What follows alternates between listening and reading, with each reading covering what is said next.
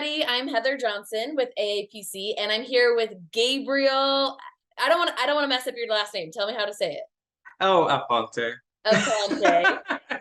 And we're gonna talk about this is our AAPC interview. So Gabriel, tell me a little bit about yourself, like where you're from, where you live, pets, food. We'll get into all the professional stuff Oh my God. in a second, but I just want to get a better understanding of who you are.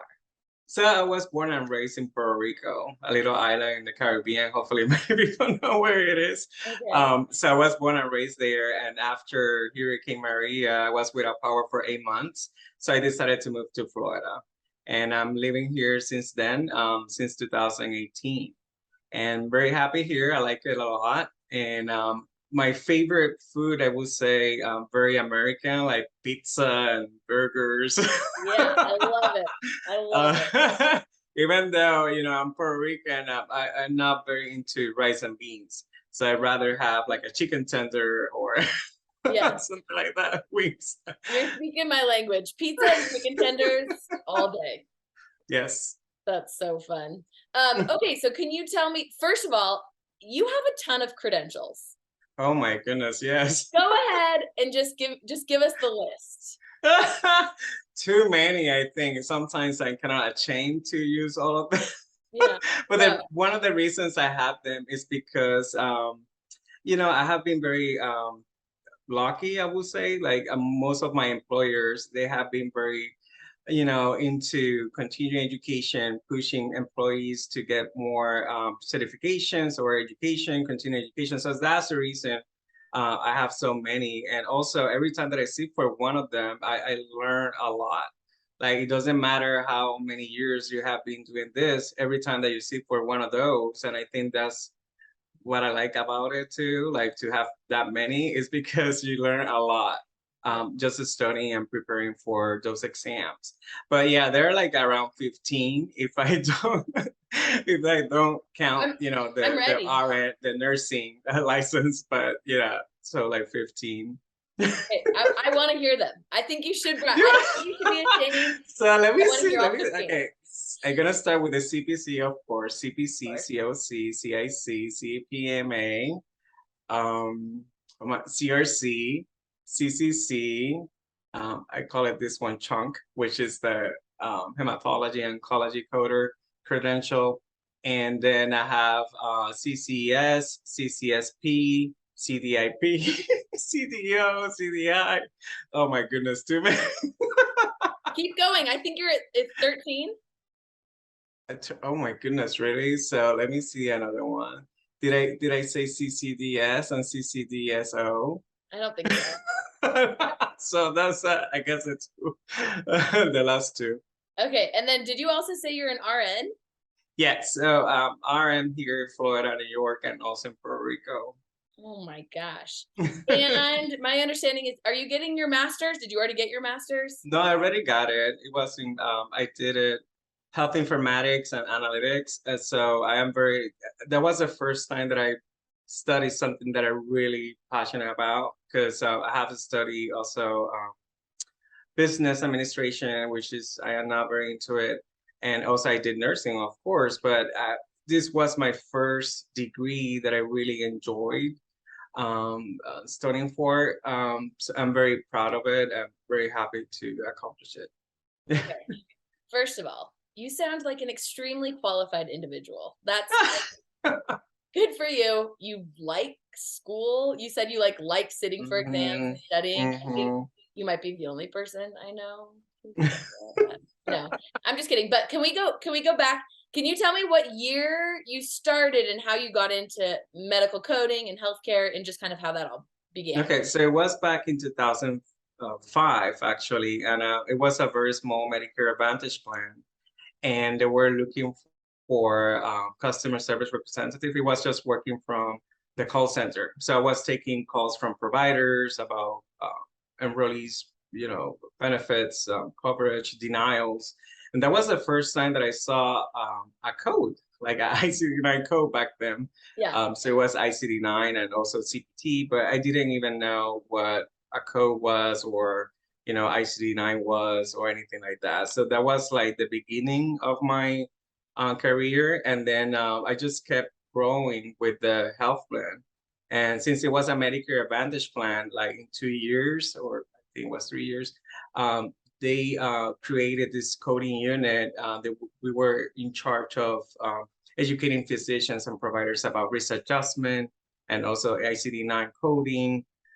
So that's how I started here, in this career, this business. Yeah. Do you enjoy your job? Like, do you like the work you do? Like, what do you find to be, and if yes, what do you find to be the best part and the most rewarding?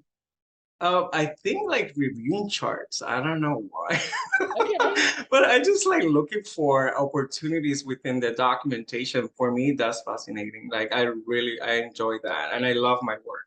I also like to train others and also educate, like doing webinars and flyers, anything, Mhm. articles. So I also like that part of my career. But I think reviewing charts, I don't know why, just looking for opportunities like, clinical indicators and stuff like that, and then go back to the provider, educate the provider. That piece of the whole thing, that's what I really like, enjoy most. Yeah. I have seen that you've done a few articles for us at AAPC, and Yes. I love that you're working with providers. I know that sometimes the provider coding relationship can be complicated, but it sounds Hmm. like you are facilitating like good relationships there, and I love that. And I'm so sorry, I didn't get, what are you doing currently? So you've got all these, what is your current role? I'm a senior consultant for USI, United Audit Assistance Inc. We just provide, auditing and also reviewing, charts and services to providers, so mainly to hospitals and health systems. So that's what I do, and it's basically just providing recommendations, reviewing those charts that I really like to do, Oh, to review, and providing recommendations about clinical documentation improvement, coding, health information management. yeah. So that's what I'm doing right now. I love that. Do you plan to stay where you are, or do you have future career ambitions? I would like to go, like, maybe I'm also teaching, but I would like to go like full time, like a full time professor, maybe Oh, in wow. 5 to 10 years. Yeah, I would like that. That's awesome. Would you do Yes. that? Do you want to stay in Florida or Oh, I where? can do online, or yeah, Oh, I that's can, true. I can move, or yeah, it doesn't matter Okay. now. Wherever the wind takes you, huh? Yes, I love absolutely. Open to that. that. Okay, well, I just so we're talking to the AAPC community, I want to talk about like taking exams. I know people get really overwhelmed with exams, and it sounds like Mhm. not only are you good at it, but you like it. So like what do you have to say to people who are feeling that way? Like, do you have tips for examinees? So my process before I sit down for exam, Yeah. uh, I always get the study guide from either AAPC in this case, right? That we're talking Mhm. about AAPC. So I always get the study guide, also the practice exams, and I do that before I sit down for. I review them, I prepare myself before I sit down for to take the exam. But once you are there taking the exam, I think you need to, I think one of the uh, I would say, like establishing like a time frame for each question. Like sometimes, if a question is taking you more than 1 minute, just skip and go, Yeah. move on, go to the next one. I think that's one of the best advice that I can give to, my colleagues, is just, move on, just leave that one behind and then go back whenever you have it, when you have time left. Yeah. I think that is something people face.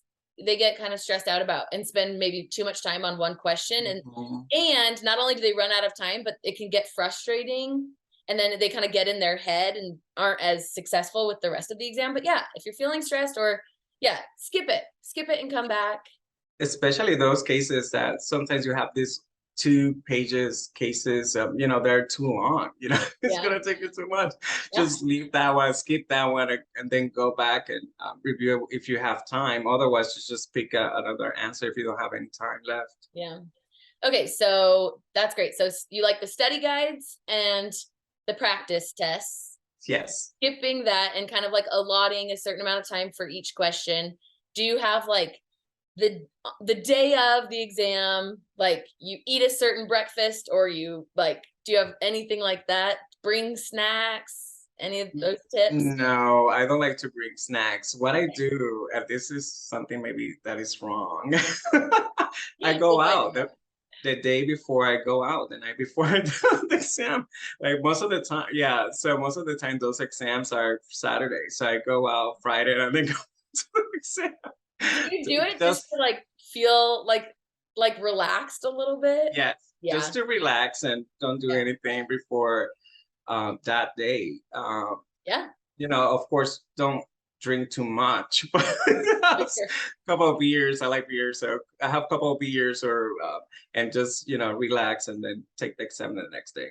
Yeah, it sounds like if you have studied and practiced, then maybe the night before and the day of, like, you don't like, maybe just relax a little bit. You have the knowledge, relax your body.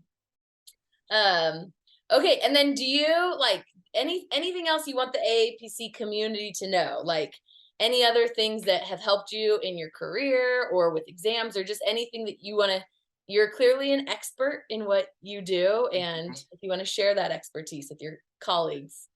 I would say, like, for networking, something that have helped me is just be active.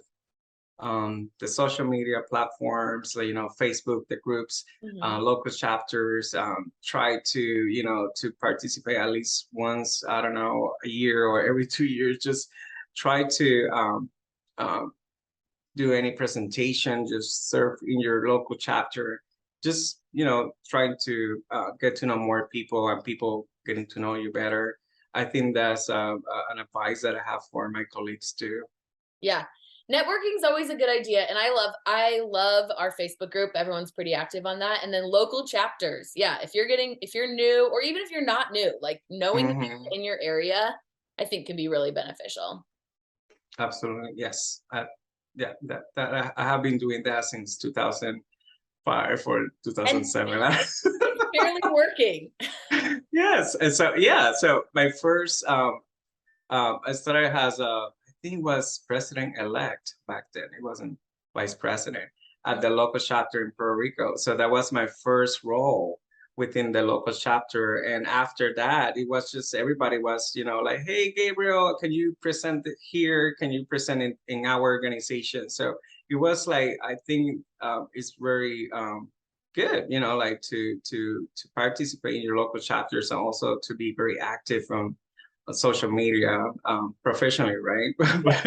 Yeah. Being active. Yeah, cool. Okay, is there anything else you want to share with the community? No, I don't have anything else. I'm here, like if someone needs me, they can always reach me on social media anywhere. Yeah, I love that. What's the best way for people to reach you? Is it on like Facebook? Is it on LinkedIn? LinkedIn, I think, is a good platform for yes, professional networking. I love that you're like willing to be a resource for others. Of course. That's really cool. Gabriel, thank you so much for taking the time to talk to me. I really appreciate it. Thank you. I hope you avoid all the alligators. I always forget, is it alligators or crocodiles that are in Florida? Alligators. Alligators. Yeah. Okay. Alligators. Crocodiles are too big. I don't think it's the size that scares me. I think it's the teeth. The teeth. It's true. You got a good point. All right. Have a good one, Gabriel. Thank you. Bye-bye.